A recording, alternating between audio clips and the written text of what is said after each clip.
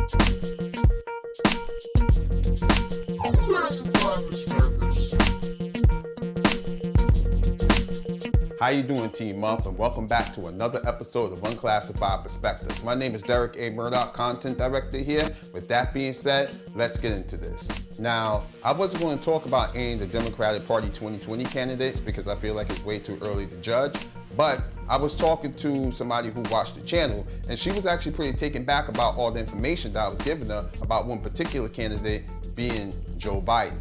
Now, I'm not going to go over how he liked to get in people's space and seemingly don't know his boundaries when it comes to dealing with people and be smelling people all over the place. Maybe he's part Labrador Retriever. And it don't matter to him anyway because then he made jokes about it like this. I don't want you to have to stand all alone, but it's up to you. By the way, he gave me permission to touch him. All right? Why did you sit in the room like that? No, it's not okay, Joe. No, it's not okay. He's only 8 years old, and you should know better that he cannot give you consent to do anything, all right? I'm not going to go into that.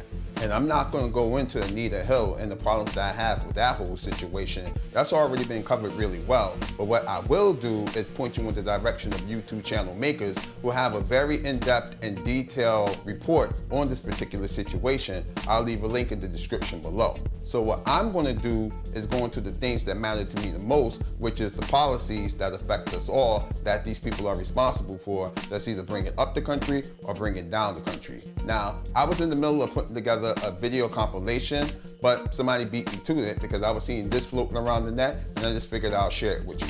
Take a look for yourself. I like the idea they keep in jail longer. I'm the guy that wrote the bill requiring federal judges to keep people in jail 100% of the time for which they're sentenced. Whatever happened to that old conservative discipline about paying for what you spent? When I argued that we should freeze federal spending, I meant Social Security as well. I meant Medicare and Medicaid. I meant veterans benefits. I meant every single solitary thing in the government. And I not only tried it once, I tried it twice, I tried it a third time, and I tried it a fourth time. Paul Ryan was correct. When he did the tax code, what's the first thing he decided we had to go after?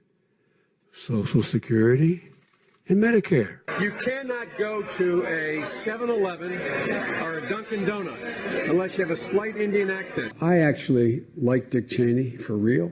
I get on with him. I think he's a decent man. I'll vote for this because we should support compelling Iraq to make good on its obligations to the United Nations. President Bush did not lash out precipitously at Iraq after 9/11. At each pivotal moment, he has chosen a course of moderation and deliberation, and I believe he will continue to do so. I spent last summer going through the black sections of my town, holding rallies in parks, trying to get black men to understand it's not unmanly to wear a condom. In the community's engaged in denial.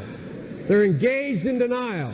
No one wants to talk about it in the community, and we do not have enough leaders in the community and outside the community. That cadre of young people born out of wedlock, without parents, without supervision, without any structure, without any conscience developing, because they literally have not been socialized. Madam President, we have predators on our streets. We have no choice but to take them out of society. The younger generation now tells me how tough things are. Give me a break.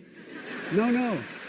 I have no empathy for it. We'll continue to stand against the biased resolutions and attempts to delegitimize Israel at the United Nations. Trans-Pacific Partnership is perhaps the most ambitious trade negotiation underway in the world. Now, that video alone give you about good 13, 14 reasons not to mess with Joe Biden. I mean, it literally reflects every bad policy that he chose to back up and vote for. And that's one of the main things that got me disturbed. It shows him being in favor of all kind of bad policies, such as the crime bill that disproportionately locked up black people, also showing being in favor of the Iraq war, which we know that's a disaster that we're still going through now. He's even trying to make a case for why we need to cut Social Security. And I just don't get that at all. But what it really reveals to me is the fact of how he's just really doing things for political expediency and not necessarily because that's what he feels. I mean, I'll quote Martin Luther King when he said, "I would rather be a man of conviction than be a man of conformity." And it seems to me that Joe Biden isn't really behind a lot of the policies, well, I'm sorry, except for the crime bill when he said this. Bobby Rush, member of Congress, said the other day, I'm ashamed that I voted for the 94 crime bill. You ashamed of that bill? Not at all. And the fact I drafted the bill, as you remember. I know that. I mean, he's obviously committed to that. I mean, he made the bill. He said it right there on camera. He seems pretty proud of it. Congratulations, you played yourself. You see, he's really just going along with the things that's popular at the time. Everybody was talking about you gotta be tough on crime. He's gonna be tough on crime. Everybody's talking about, hey, you really need to get behind the Iraq war. He's gonna get behind the Iraq war, and so on and so forth. I mean, there's so many examples of him just rolling with the punches and doing anything that would aid in his political expediency, such as back in the day when he was speaking against desegregation and busing kids into school. I mean, there's an article on Media ITE, and I quote him, I do not buy into the concept popular in the 60s which said, we have suppressed the black man for 300 years and the white man is now far ahead in the race for everything our society offers. In order to even the score, we must now give the black man a head start or even hold the white man back to even the race. I don't buy that. We've lost our bearings since the 1954 Brown versus School Board desegregation case. To desegregate is different than to integrate. I am philosophically opposed to quota systems. They ensure mediocrity. Then he goes on to say, that to me is one of the most racist concepts you can come up with. What it say is, in order for your child with curly black hair, brown eyes, and dark skin to be able to learn anything, he needs to sit next to my blonde-haired, blue-eyed son. That's racist. Who the hell do we think we are? That the only way a black man or woman can learn is if they rub shoulders with my white child. End quote. I know a lot of people will read those quotes and will be like, hey, Derek, he just sounds like a racist to me. I don't know about this whole political expediency angle that you're telling me about, but let me play this particular interview from him back from 1970 that he did with NPR. Take a listen for yourself. But I know myself to make the transition of how do I legislate specifically. Give you my word as a Biden, I put in over 100 hours, by far, I would say close to 300 hours, on just torturing this thing, meeting with leaders, meeting with the people on my staff, calling my staff together, and the blacks in my staff together saying, oh, look, this is what I think. Do you think I am? I mean, is there something in me that's deep-seated that I don't know? What do you, I mean, it really is a hard thing. See what I mean? In that interview, you can literally hear him thinking, what's the best thing I could possibly say to help push my political career forward? Because if he was really racist, he will automatically be against it, and if he wasn't racist, he'll automatically be in favor of it. But what you hear is a man trying to figure out which way the wind is blowing so he know how to vote because he's just trying to go forward.